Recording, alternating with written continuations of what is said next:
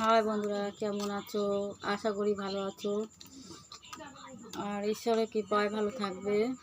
তোমাদের ভালোতেই আমার ভালো, তোমরা ভালো থাকলেই আমি মনে করি আমিও ভালো থাকবো। আজকে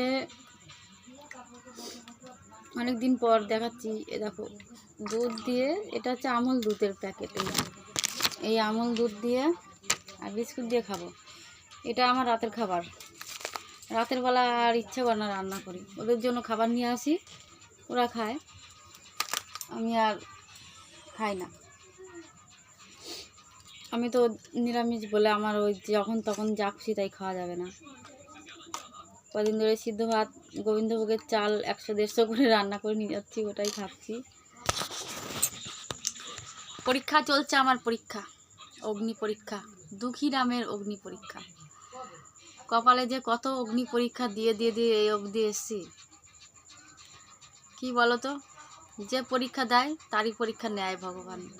ভগবান এমনই, ওই তো ওনারা ওখানে বসে আছে, ওনারা আমার পরীক্ষা আমার ছোটোবেলার থেকে নিচ্ছে। আমি কিন্তু যখন আমার 4-5 বছর বয়স, তখন দিয়েই আমি ঠাকুরের উপরে বিশাল ভক্তি। আমার মা বলতো যে ছোটোবেলার থেকে এরকম, যেহেতু ঠাকুরের আশীর্বাদী দয়াতে আমি এসেছি পৃথিবীতে। যাই হোক, সে ঘটনা আগে বলেছি, তাই ভগবান আমার থেকে পরীক্ষা নিয়েই যাচ্ছে। দেখো এই মাসের প্রায় শেষই, আর 2 দিন আছে মাত্র, 2 দিন পরে শেষ হয়ে যাবে। তো তারপরে নীল পুজোর দিনকে পুজো করব, সেদিনকেও সারাদিন না খেয়ে থেকে রাতের বেলা, রাতে সেই ঠাকুর আসবে, পুজো করতে করতে প্রায় 3টে, হ্যাঁ ওরকম বেজে যায়, 3টে-2:30 বেজে যায়। তো ভগবানের জন্য যদি এইটুকু করি, ভগবানের জন্য আমরা করছি না, করাচ্ছে সে যা করাচ্ছে তাই করছি।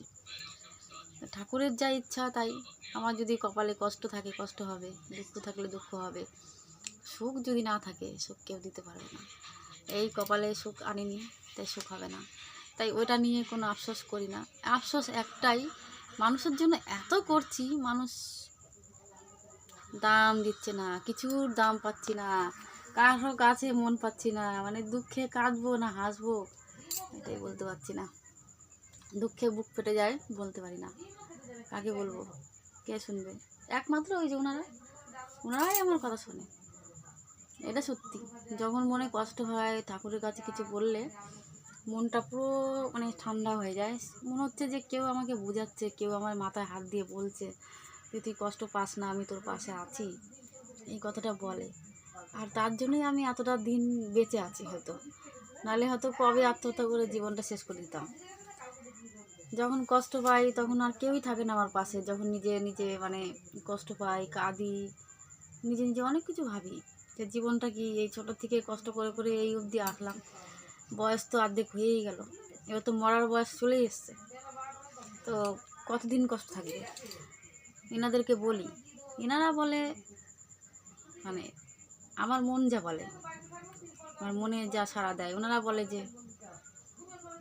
যতটা কষ্ট করেছো ততটাই করে যাও, ঠিক একদিন সুখ হবে। কবে হবে সেটা জানি না, হয়তো মরার পরে কবে সুখ হবে, মরে তো পুরো ছাই করে দেবে, তারপরে সুখ আবার দিয়ে কী করবো? মরার পরে সুখের দরকার নেই, সুখেরই দরকার নেই, কষ্ট দিচ্ছিস বেশি করে দে, যেন সহ্য করতে পারি। আর যদি এমন সহ্য না করতে পারি, নিজের জীবন শেষ হয়ে যায়। যা করবি কর, সব তার ইচ্ছা, ছেড়ে দিয়েছি তার কাছে, সে যেটা করবে, ভালো মন্দ যদি নিয়তি থাকে তাহলে ভালো কিছু একটা হবে। নিয়তির কাছে সব, কখন মরণ কখন জীবন কেউ জানে না। তো অনেকক্ষণ ডায়লগ দিয়ে দিলাম। তোমাদের যদি আমার কথাগুলো তোমাদের ভালো লাগে, একটুখানি মনে ছুঁয়ে যায়, আর আমার মতন যারা, তারা একটুখানি বুঝবে আমি কেন এই কথাগুলো বলছি। কষ্টর কথা বলে কোনো দিন শেষ করা যায় না। সুখের কথা কিন্তু বলতে ভালো লাগে, কিন্তু কষ্টের কথা বলতে গেলে কেউ শোনেও না, আর কেউ বোঝে না। কেননা যার কষ্ট হয় সেই মাত্র বোঝে, এছাড়া অন্য কেউ বুঝবে না। এমনই আমার মতন যারা আছে তারাই হয়তো আমার মনের কষ্ট বুঝবে। তো আমি চাই না যে আমি যেভাবে আছি কারো যেন এইভাবে না হয়। আমি কি চাইছি যে আমি আজকে গরিব আছি, ঠিক আছে, তো মানুষের কাছে তো একটু ভালোবাসা আশা করাই যায়, সেই ভালোবাসাটুকু পাই না। সব কথা তো বলতেও পারি না, বলা উচিতও না। বললে হয়তো শত্রু যখন সত্যি কথা বলবে তখনই শত্রু হয়ে যায়, হয়তো শত্রু হয়ে যাবে আমার, তাই বলতে পারছি না। তাই তোমরা সবাই ভালো থেকো, সুখে থেকো, নিজের শরীরের যত্ন নিও। আজকে এখানেই, দেখা হচ্ছে পরবর্তী ভিডিওতে। Tata, by.